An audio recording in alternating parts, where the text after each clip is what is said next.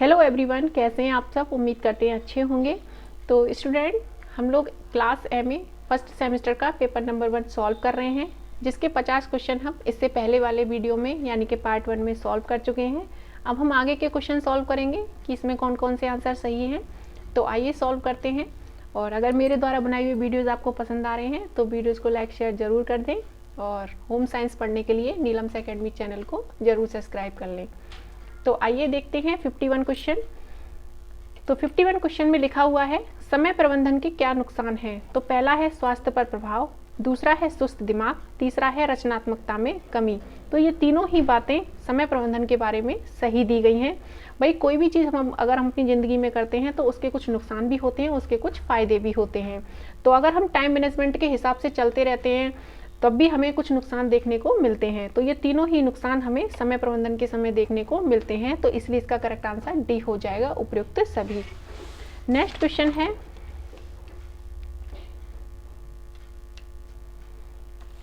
नौकरी करने वाली गृहिणी के लिए महत्वपूर्ण होता है। तो करेक्ट आंसर इसमें हो जाएगा बी, समय। टाइम क्या होता है, जॉब करने वाली महिला के लिए अत्यंत आवश्यक होता है। नेक्स्ट क्वेश्चन है, मनुष्यों में ऊर्जा कहाँ से आती है। तो करेक्ट आंसर इसमें हो जाएगा ए, भोजन से। जब हम भोजन को ग्रहण करते हैं तब जाकर के हमारी बॉडी को एनर्जी मिलती है। नेक्स्ट क्वेश्चन है, किसी व्यक्ति में ऊर्जा की कमी के क्या कारण हो सकते हैं। तो पहला है खराब आदतें, दूसरा है देर से सोकर उठना, तीसरा है मानसिक तनाव। अगर इस तरीके की आदतें हमारे अंदर हैं तो हमारे शरीर के अंदर ऊर्जा की कमी देखने को मिल सकती है। तो इसलिए करेक्ट आंसर यहाँ पर डी हो जाएगा, उपयुक्त सभी। नेक्स्ट क्वेश्चन है, परिवार की कौन सी अवस्था को संकुचित अवस्था कहा जाता है। तो करेक्ट आंसर यहाँ पर हो जाएगा सी, तीसरी अवस्था को क्या कहा जाता है, परिवार की संकुचित अवस्था कहा जाता है। नेक्स्ट क्वेश्चन है, ऊर्जा व्यवस्थापन है। तो पहला है इसमें कार्य करने की क्षमता, दूसरा है ऊर्जा वस्तु का एक गुण है, तीसरा है शरीर को गति प्रदान करता है। जब हम ऊर्जा का व्यवस्थापन करते हैं तो इन तीनों ही बातों का ध्यान रखते हैं। तो इसलिए इसका करेक्ट आंसर डी हो जाएगा, उपयुक्त सभी। नेक्स्ट क्वेश्चन है, घर में कार्य करने के लिए सबसे ज़्यादा किस चीज़ की ज़रूरत होती है। तो करेक्ट आंसर इसमें हो जाएगा ए, शक्ति, यानी कि एनर्जी की ज़रूरत हमें सबसे ज़्यादा होती है अगर हम घर के कार्यों को कर रहे हैं। नेक्स्ट क्वेश्चन है, दोपहर में गृहिणी की कार्य करने की क्षमता क्या होती है, घटती है। करेक्ट आंसर यहाँ पर ए हो जाएगा।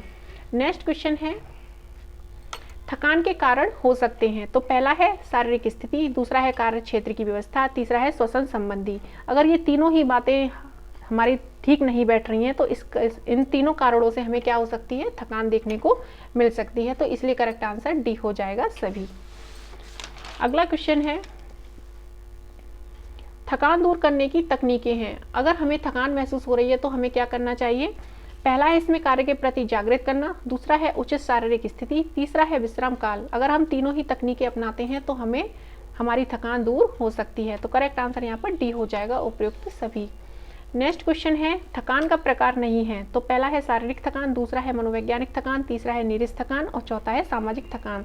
ये तीनों ही थकान हमें हमारे सिलेबस में देखने को मिलती है, इनको हम पढ़ते हैं। लेकिन सामाजिक थकान किसी प्रकार की थकान नहीं होती है। तो करेक्ट आंसर डी हो जाएगा। अगला क्वेश्चन है, यह कोई ऐसा काम नहीं है जो थकान पैदा करता हो। तो पहला है सब्जी काटना, दूसरा है हाथ फैलाना और झुकना, तीसरा है भार उठाना और चौथा है चलना। लेकिन सब्जी काटना क्या है, किसी भी प्रकार की थकान पैदा नहीं करता है। अगर हम आराम से बैठ करके सब्जी काट रहे हैं तो इससे हमें किसी भी प्रकार की थकान महसूस नहीं होती है। बाकी के जो तीनों काम है इससे हमें थकान देखने को मिल सकती है। तो करेक्ट आंसर यहाँ पर ए हो जाएगा। नेक्स्ट क्वेश्चन है,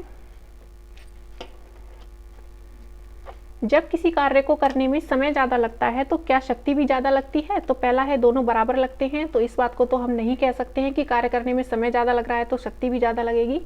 दूसरा ऑप्शन दे रखा है शक्ति ज़्यादा लगती है, तो ये भी हम नहीं कह सकते हैं कि समय ज़्यादा लग रहा है शक्ति ज़्यादा लग रही है। क्या पता कम लग रही हो। अगर लंबे समय तक हम किसी काम को कर रहे हैं, जैसे मान लीजिए सब्जी ही काट रहे हैं, तो ज़रूरी नहीं है कि उसमें हमारी ज़्यादा एनर्जी लग रही हो। तो इसलिए ये बात भी सही नहीं है।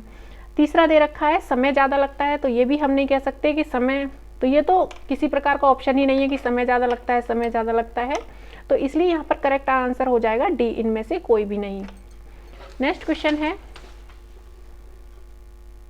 ऊर्जा प्रबंधन में शामिल प्रबंधकीय कार्य क्या हैं? तो पहला है आयोजन, दूसरा है नियोजन, तीसरा है नियंत्रण। ये तीनों ही प्रकार हमें ऊर्जा प्रबंधन के समय देखने को मिलते हैं। करेक्ट आंसर यहाँ पर डी हो जाएगा सभी।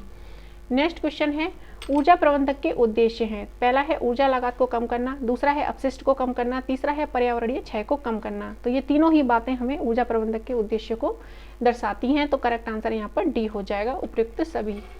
नेक्स्ट क्वेश्चन है शक्ति योजना के क्रियान्वयन पर नियंत्रण किस तरीके से हम कर सकते हैं? तो पहला है प्रेरणा, दूसरा है शारीरिक शक्ति, तीसरा है संवेगात्मक स्थिति। तो जब हम शक्ति योजना के क्रियान्वयन पर नियंत्रण करते हैं तो इन तीनों ही बातों का हम क्या करते हैं? ध्यान रखते हैं। तो इसलिए यहाँ पर करेक्ट आंसर डी हो जाएगा उपयुक्त सभी। नेक्स्ट क्वेश्चन है विश्राम काल से लाभ होते हैं। तो पहला है इससे शारीरिक थकान दूर होती है, दूसरा है कार्यों की मात्रा में वृद्धि होती है, तीसरा दे रखा है विश्राम के बाद कार्य को उच्च सीमा तक करने की शक्ति आ जाती है। तो जब हम विश्राम करते हैं, आराम करते हैं, उसके बाद हमें ये तीनों ही लाभ देखने को मिलते हैं। तो इसलिए करेक्ट आंसर यहाँ पर डी हो जाएगा उपयुक्त सभी। अगला क्वेश्चन है शक्ति व्यवस्थापन का मूल्यांकन हम किस तरीके से करते हैं? तो पहला है शक्ति का उपयोग देखते हैं, दूसरा है लक्ष्य को प्राप्त करना, यानी कि लक्ष्य हमारे कितने प्राप्त हुए। ऑप्शन सी दे रखा है अत्यधिक थका देने वाला कार्य, मतलब हम ये भी देखते हैं कि कौन से कार्य अत्यधिक थका देने वाले हैं और कौन से काम में हमें थकान कम हो रही है। तो इस तरीके की बातों को हम ध्यान रखते हैं जब हम शक्ति व्यवस्थापन का मूल्यांकन करते हैं। तो इसलिए करेक्ट आंसर यहाँ पर डी हो जाएगा उपयुक्त सभी। अगला क्वेश्चन है गृह निर्माण में शक्ति का मूल्य। तो पहला है शक्ति की कुछ मात्रा मांसपेशियों का तनाव को बनाए रखने के लिए, दूसरा है शरीर की स्वाभाविक क्रियाओं के संचालन के लिए, तीसरा है वास्तविक कार्य करने के लिए शक्ति का उपयोग। तो जब हम गृह निर्माण में शक्ति का मूल्य देखते हैं कि एनर्जी का क्या मूल्य है हमारे गृह निर्माण में, तो इन तीनों ही बातों का हम ध्यान रखते हैं। तो इसलिए करेक्ट आंसर यहाँ पर डी हो जाएगा उपयुक्त सभी। नेक्स्ट क्वेश्चन है थकान दूर करने के लिए विश्राम आवश्यक है, यह किसने कहा है? तो करेक्ट आंसर यहाँ पर बी हो जाएगा। ग्रास और कैंडल के द्वारा ये डेफिनेशन दी गई है। नेक्स्ट क्वेश्चन है ऊर्जा व्यय के आधार पर घरेलू कार्यों का वर्गीकरण। तो पहला है हल्के कार्य, दूसरा है मध्यम भारी कार्य, तीसरा है भारी कार्य। तो जब हम तीनों ही कार्यों को जब डिवाइड करते हैं तो ऊर्जा व्यय का आधार क्या है? ऊर्जा व्यय के आधार पर घरेलू कार्यों का वर्गीकरण हम तीनों ही आधार पर करते हैं। तो करेक्ट आंसर यहाँ पर डी हो जाएगा उपयुक्त सभी। नेक्स्ट क्वेश्चन है कार्य सरलीकरण का अर्थ होता है। तो करेक्ट आंसर यहाँ पर ए हो जाएगा कार्य करने की आदतों को बदलना, यानी कि हमें ये डिवाइड कर लेना है कि हमें जो छोटे काम है या बड़े काम है उन कार्यों को हमें किस तरीके से करना है। तो अगर हम अपने कार्य करने की आदतों में बदलाव कर लेंगे तो ये क्या है? कार्य सरलीकरण का अर्थ है। यानी कि कार्य सरलीकरण हमें क्या सिखाता है कि हम अपनी कार्य करने की आदतों में बदलाव करें, संसाधनों का सही से प्रयोग करना सीखें, कौन से काम ज़्यादा भारी हैं हल्के हैं उनको डिवाइड करना सीखें कि किस तरीके से हमें कामों को करना है। तो करेक्ट आंसर यहाँ पर ए हो जाएगा। नेक्स्ट क्वेश्चन है कार्य सरलीकरण का अर्थ है कार्य करने की सबसे आसान, सरल, शीघ्र विधि सचेतना पूर्वक खोज करता है, ये किसने कहा है? तो ये डेफिनेशन दी गई है निकिल और डॉर्सी के द्वारा। तो करेक्ट आंसर यहाँ पर ए हो जाएगा। अगला क्वेश्चन है सरलीकरण कार्य करने का अत्यंत सरल और आसान कार्य करने का तरीका है। तो करेक्ट आंसर यहाँ पर ए हो जाएगा, क्योंकि यहाँ पर सरलीकरण दे रखा है तो इसके आगे हम कार्य को जोड़ देंगे। कार्य सरलीकरण कार्य करने का अत्यंत सरल और आसान कार्य करने का तरीका है। तो करेक्ट आंसर यहाँ पर ए हो जाएगा। नेक्स्ट क्वेश्चन है कार्य सरलीकरण की विभिन्न तकनीकें क्या हैं? तो करेक्ट आंसर है यहाँ पर बी औपचारिक और पेन पेंसिल तकनीक। ये दो ही प्रकार की तकनीकें हम पढ़ते हैं कार्य सरलीकरण पढ़ते समय। नेक्स्ट क्वेश्चन है कार्य सरलीकरण की प्रमुख तकनीक है। तो करेक्ट आंसर यहाँ पर हो जाएगा सी औपचारिक तकनीक। नेक्स्ट क्वेश्चन है औपचारिक तकनीक का भाग नहीं है। तो करेक्ट आंसर यहाँ पर हो जाएगा डी सामूहिक अध्ययन। सामूहिक अध्ययन क्या है? अनौपचारिक तकनीक का पार्ट नहीं है। नेक्स्ट क्वेश्चन है अनौपचारिक तकनीक विधि नहीं है। तो करेक्ट आंसर यहाँ पर हो जाएगा ग्राफ चार्ट। करेक्ट आंसर यहाँ पर सी हो जाएगा ग्राफ चार्ट। ग्राफ चार्ट क्या है? अनौपचारिक तकनीक का भाग नहीं है। नेक्स्ट क्वेश्चन है प्रोसेस चार्ट में त्रिभुज का क्या अभिप्राय होता है? जो त्रिभुज सिंबल दे रखा होता है तो उसका क्या अर्थ होता है? तो करेक्ट आंसर यहाँ पर हो जाएगा सी कार्य में रुकावट। कार्य में रुकावट क्या दर्शाता है? त्रिभुज दर्शाता है। अगला क्वेश्चन है पाथवे चार्ट को श्रीमती गिलवर्थ ने उल्लेख किया है, इस विधि को किस नाम से जानते हैं? तो करेक्ट आंसर यहाँ पे हो जाएगा बी, पिन और धागे की विधि के नाम से जाना जाता है पाथवे चार्ट विधि को। नेक्स्ट क्वेश्चन है, कार्य सरलीकरण किन स्त्रियों के लिए बहुत अधिक महत्वपूर्ण है? तो करेक्ट आंसर यहाँ पे हो जाएगा ए, शारीरिक दृष्टि से जो अपंग स्त्रियां होती हैं उनके लिए कार्य सरलीकरण बहुत ज़्यादा उपयोगी है। नेक्स्ट क्वेश्चन है, पाथवे चार्ट किससे संबंधित है? तो करेक्ट आंसर यहाँ पे हो जाएगा सी, पिन और धागे से संबंधित होता है पाथवे चार्ट। अगला क्वेश्चन है, मुंडेल की सूची द्वारा कितने स्तरों को निर्धारित किया गया है जिसके द्वारा काम को सरल किया जा सकता है? तो करेक्ट आंसर हो जाएगा इसमें 3, करेक्ट आंसर इसमें बी हो जाएगा। 3 स्तरों को दर्शाया गया है मुंडेल के द्वारा जिससे क्या किया जा सकता है, काम को सरल बनाया जा सकता है। अगला क्वेश्चन है, कार्य सरलीकरण का एक उदाहरण है? तो करेक्ट आंसर इसमें हो जाएगा ए, चौकोर बनाना। नेक्स्ट क्वेश्चन है, समय तथा गति अध्ययन की कौन सी तकनीक दोनों हाथों के हलचल का विचार करती है? दोनों हाथों के हलचल पर क्या करती है, विचार करती है। तो करेक्ट आंसर हो जाएगा B, operation chart. Operation chart में क्या किया जाता है, हाथों की हलचल की गतियों पर विचार किया जाता है। तो करेक्ट आंसर यहाँ पर बी हो जाएगा। अगला क्वेश्चन है, कार्य सरलीकरण कार्य विधि को दर्शाते हैं, तो कैसा दर्शाते हैं? सर्वोत्तम, यानी कि सबसे बेस्ट तरीका होता है कार्य सरलीकरण विधि को दर्शाने का। अगला क्वेश्चन है, कार्य सरलीकरण से तात्पर्य है? तो पहला है सरल कार्य करना, दूसरा है कम कार्य करना, तीसरा है कार्य में साधारण उपकरणों का प्रयोग करना। लेकिन इसमें करेक्ट आंसर हो जाएगा डी, कार्य के अनुसार उपकरणों एवं मशीनों का उपयोग करके कार्य को क्या करना, सरल बनाना। यही क्या है, कार्य सरलीकरण होता है। तो करेक्ट आंसर यहाँ पे डी हो जाएगा। अगला क्वेश्चन है, बोर्डम थकान किस प्रकार की थकान होती है? तो करेक्ट आंसर यहाँ पे हो जाएगा वी, मनोवैज्ञानिक थकान। अगला क्वेश्चन है, गृह कार्य में थकान को दूर करने के लिए जो प्रमुख विधि है वो कौन सी है? तो पहला है एलिमिनेटेड स्टैटिक कार्य और डायनेमिक कार्य, यानी कि जो हम स्टैटिक माने होता है कि एक जगह खड़े रहकर हम बहुत समय तक कार्यों को कर रहे हैं, और डायनेमिक माने होता है कि हम बहुत ज़्यादा भाग दौड़ वाले कार्य कर रहे हैं। तो कुछ समय के लिए हमें ऐसे कार्यों को क्या कर देना चाहिए, रोक देना चाहिए। इससे क्या होगा, हमारी थकान दूर हो जाएगी कि हम ज़्यादा देर तक खड़े होकर बैठ कर के कामों को ना करें और ज़्यादा भाग दौड़ वाले काम भी हम थोड़ी देर तक ना करें। इससे क्या होगी, हमारी थकान दूर हो जाएगी। तो करेक्ट आंसर यहाँ पे बी हो जाएगा। ऐसे कार्यों को हमें एलिमिनेट कर देना चाहिए कुछ समय के लिए जिससे कि हमारी थकान दूर हो जाए। अगला क्वेश्चन है, निम्न में ऐसी कौन सा समय व्यवस्थापन का यंत्र नहीं है? तो करेक्ट आंसर यहाँ पे हो जाएगा डी, थकान। बाकी के सारे क्या हैं, टाइम मैनेजमेंट के यंत्र हैं, यानी कि टूल हैं।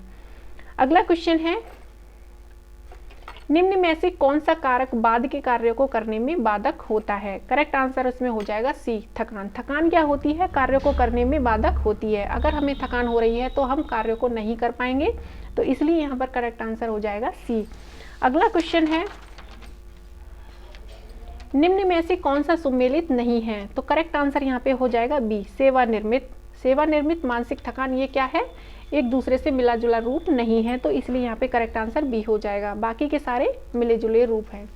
अगला क्वेश्चन है, थकान का निम्न में से कौन सा लक्षण नहीं है? तो करेक्ट आंसर यहाँ पे हो जाएगा सी, भूख लगना। भूख लगना क्या होता है, थकान का लक्षण नहीं होता है। बाकी के सारे क्या होते हैं, थकान के लक्षण होते हैं। अगर ये सिर का भारी होना, कार्य में अरुचि होना, स्मरण शक्ति का कम होना, अगर ये तीनों चीज़ें हमारे अंदर देखने को मिल रही है तो इसका मतलब हमें थकान हो रही है। अगला क्वेश्चन है, समय मापक इकाई का 1 सेकंड भाग होता है? तो करेक्ट आंसर यहाँ पे डी हो जाएगा। 0.036 क्या होता है, समय मापक इकाई का 1 सेकंड का भाग होता है। अगला क्वेश्चन है, किसी भी कार्य को कम मात्रा में समय व शक्ति के उपयोग के द्वारा करने की तकनीक को कार्य सरलीकरण कहते हैं। तो ये जो डेफिनेशन है, ये जो परिभाषा है, वो राजमल पी दास के द्वारा दी गई है। करेक्ट आंसर यहाँ पे ए हो जाएगा। अगला क्वेश्चन है, निम्नलिखित में से कौन सा कार्य सरलीकरण से संबंधित नहीं है? तो करेक्ट आंसर यहाँ पे हो जाएगा ए, बजट चार्ट। बजट चार्ट क्या होता है, कार्य सरलीकरण से संबंधित नहीं होता है। बाकी के तीनों कार्य सरलीकरण से संबंधित होते हैं। अगला क्वेश्चन है, मुंडेल ने कार्य सरलीकरण को 3 परिवर्तन के वर्गों में विभाजित किया है। जब आप इंग्लिश में देखने की कोशिश करेंगे तो यहाँ पे पूछा गया है कि फर्स्ट चेंज, यानी कि जो पहला परिवर्तन है मुंडेल के द्वारा, वो कौन सा है। बेसिकली यहाँ पर इस क्वेश्चन में ये पूछा गया है। तो करेक्ट आंसर यहाँ पे सी हो जाएगा, हाथ और शरीर की गतियों में परिवर्तन। मुंडेल के द्वारा जो कार्य सरलीकरण में 3 परिवर्तन दिए गए हैं, उसमें जो सबसे पहला परिवर्तन है वो है हाथ और शरीर की गतियों में परिवर्तन। तो करेक्ट आंसर यहाँ पे सी हो जाएगा। अगला क्वेश्चन है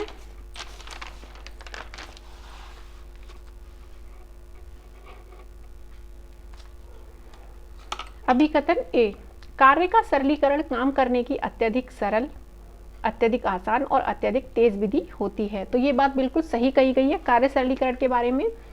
दूसरा कारण दिया हुआ है, कार्य सरलीकरण ऊर्जा का अल्पतम मात्रा के साथ काम पूरा करने की तकनीक है। तो हिंदी में तो ये बात सही लिखी हुई है, लेकिन जब हम इंग्लिश में देखने की कोशिश करेंगे तो यहाँ पर दिया हुआ है मैक्सिमम अमाउंट। इसका मतलब है कार्य सरलीकरण ऊर्जा का ज़्यादा से ज़्यादा मात्रा के साथ काम पूरा करने की तकनीक है। तो हिंदी में तो ये बात सही लिखी हुई है, लेकिन इंग्लिश में ये बात गलत लिखी हुई है। तो हम लेकिन इंग्लिश को ज़्यादा सबसे पहले मानते हैं, तो इसीलिए करेक्ट आंसर यहाँ पे हो जाएगा ए सत्य है परंतु आर क्या है, असत्य है।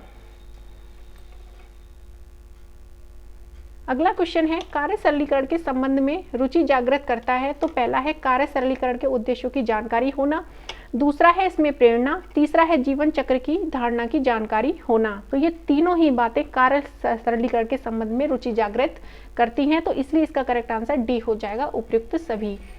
नेक्स्ट क्वेश्चन है समय एवं शक्ति की बचत में उपकरणों की उपयोगिता। तो पहला है कार्य क्षमता में वृद्धि, दूसरा है कार्य को सरल बनाना, तीसरा है अधिक समय की उपलब्धि। तो ये तीनों ही बातें समय एवं शक्ति की बचत के उपकरणों की उपयोगिता होती हैं। तो करेक्ट आंसर यहाँ पे डी हो जाएगा। आपका पूरा पेपर सॉल्व हो गया है। अगर किसी भी क्वेश्चन में आपको कोई भी परेशानी हो रही है तो कमेंट सेशन में ज़रूर बताएं। बाकी का आप खुश रहें, मस्त रहें और अपनी तैयारी जारी रखें, और नेक्स्ट पेपर आपको जल्द सॉल्व कराया जाएगा। और वीडियो अगर आपको पसंद आया हो तो वीडियो को लाइक शेयर ज़रूर करें, और होम साइंस पढ़ने के लिए नीलम्स एकेडमी चैनल को ज़रूर सब्सक्राइब कर लें। Thank you student.